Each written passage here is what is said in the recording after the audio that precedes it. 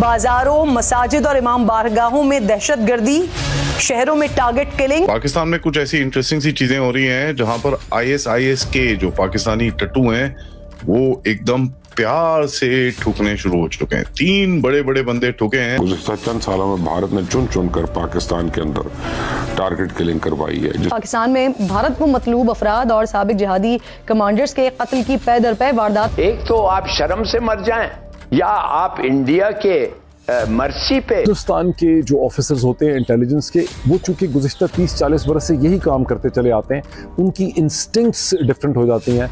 हमारे इंटेलिजेंस के लोग जो हैं उनके पास वो इंस्टिंक्ट्स नहीं है। जेब काट ली, मोबाइल फोन चोरी कर लिया, चेन खींच ली, वॉलेट किसी का चोरी कर लिया, ये उस लेवल के काम करते हैं। इससे ज्यादा नहीं है उस कौम का यार। उन्होंने कहा था कि मैं तुम्हें आइडेंटिफाई करूंगा, सर्च करूंगा, आइडेंटिफाई करूंगा और कत्ल करूंगा। ये अंग्रेजी में उन्होंने कहा था। इट मीन्स कि दुनिया सुन ले कि हम ये काम करेंगे पाकिस्तान के अंदर, और उन्होंने काम शुरू कर दिया। देख लें आप। देखिए, हर चीज में इंडिया को ना डालें प्लीज। और अगर इंडिया हर चीज में है तो आपको हैरानी किस यही मसला है ना कि वो हर चीज में है। दुश्मन है भैया, आपका दुश्मन है, वो तो जो मर्जी करे। ऐसा बंदा जो जिसके ऊपर अटैक आया है, जिसका नाम है बुरहान, इसका दूसरा नाम है जैद। ये एक सीनियर कमांडर है close to Qari Fateh and Abu Bakar is the main chap. बात खत्म। जाओ, जिसने जो करना है कर लो। जाओ, जिससे जो होता है वो कर ले। जाओ, जिससे जो होता है वो कर लो, वो कहते हैं और कुछ भी नहीं बोल सकते। कहीं ना कहीं किसी न किसी तरीके से इंडिया को मतलूब है पाकिस्तान में हिंदुस्तान के दुश्मनों का खात्मा कौन कर रहा है? Unidentified gunman. एक बंदा आएगा, वो उनको पता होगा, एक बंदे का, वो लश्कर तैयबा का बंदा होगा, उसको मार के वो चले जाएंगे। आपने पाकिस्तान के न्यूक्लियर एसेट्स तबाह कर दिए।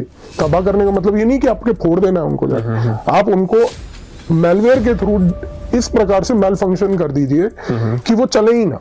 हो सकता है सर, बिल्कुल हो सकता है। क्यों? अगर इजराइल ईरान के न्यूक्लियर एसेट्स पे कर सकता है तो आप क्यों नहीं कर सकते? इस केस का जिस तरह से दिल्ली ब्लास्ट में भी कनेक्शन निकल रहा है और गुजरात के केस के अंदर भी कनेक्शन निकल रहा है, ये काफी एक इम्पोर्टेंट सेल है। ये जो हामिद मीर साहब कह रहे थे वो बात है, या कि आईसिस खुद ही जो है, वो ISI जो है वो खुद ही जिस बंदे की लिस्ट उन्होंने बनाई हुई है उस बंदे को वो नहीं छोड़ेंगे, उसको उन्होंने हर कीमत पे खत्म करना ही करना है। सबसे पहले नगरहार में एक्चुअली 2 बंदे ठुके हैं, तो 3 सेपरेट हिट्स के अंदर। एक बंदा है जिसका नाम है अबू ताहिर अल खुरासानी, उसको कई लोग मुल्ला खालिद भी बोलते हैं, और एक और बंदा है जिसका नाम है इद्रीस।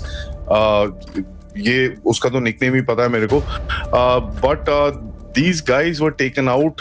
ये लोग मोटर बाइक इंटरसेप्टेड व्हीकल हुई, कहां पर? शरखोट जलालाबाद हाईवे के ऊपर इनको ठोका गया। नाउ ये बड़ी इंटरेस्टिंग से ये 2 कैरेक्टर हैं, क्योंकि ये मिड टियर एक्सप्लोजिव्स और लॉजिस्टिक्स एक्सपर्ट्स हैं ISIS के।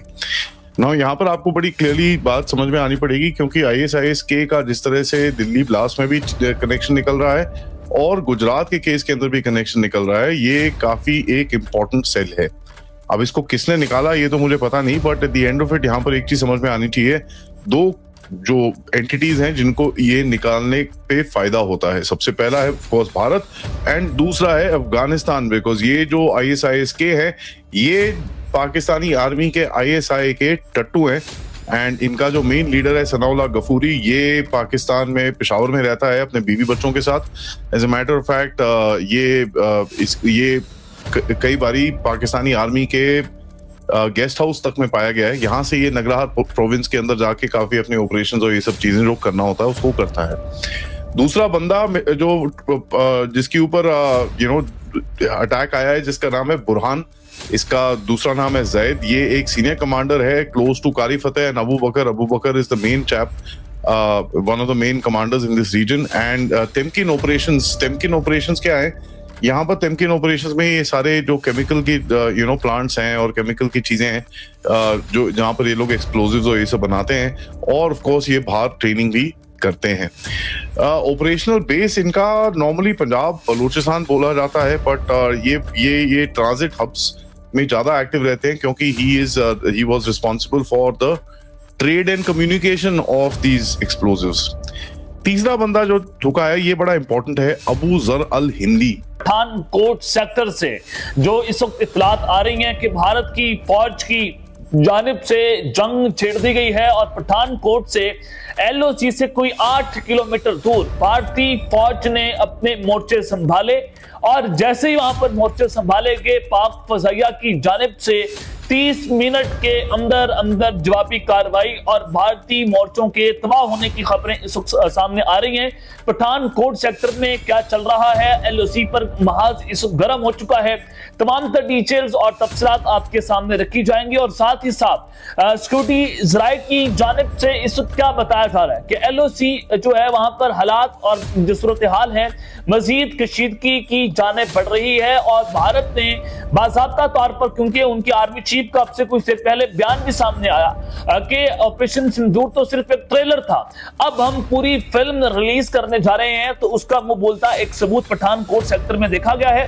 और फिर पाक फौज के ऊपर आज ड्रोन स्ट्राइक की गई है भारतीय मोहरों की जानिब से।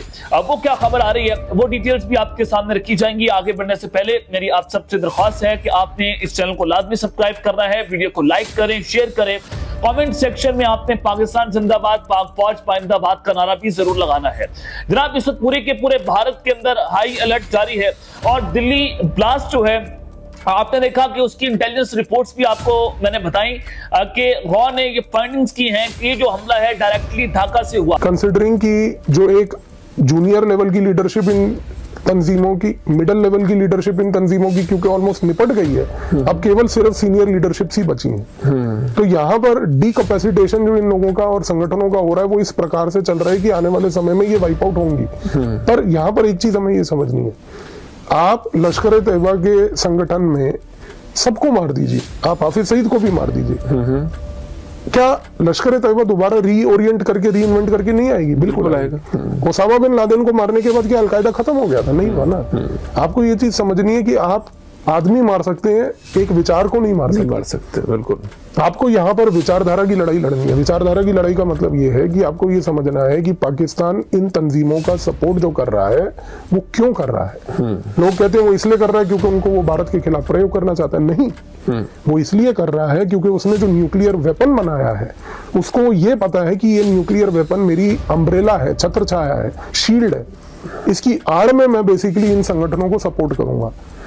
अब प्रीएम्प्टिव जो आपने बात करी वो ये है कि क्या भारत आज की डेट में ये सोच रहा है कि अगले 3 साल के अंदर अंदर मैं पाकिस्तान के न्यूक्लियर एसेट्स को कंप्लीटली डिस्ट्रॉय कर दूंगा? क्योंकि आप एक चीज को समझिए, आपने पाकिस्तान के न्यूक्लियर एसेट्स तबाह कर दिए।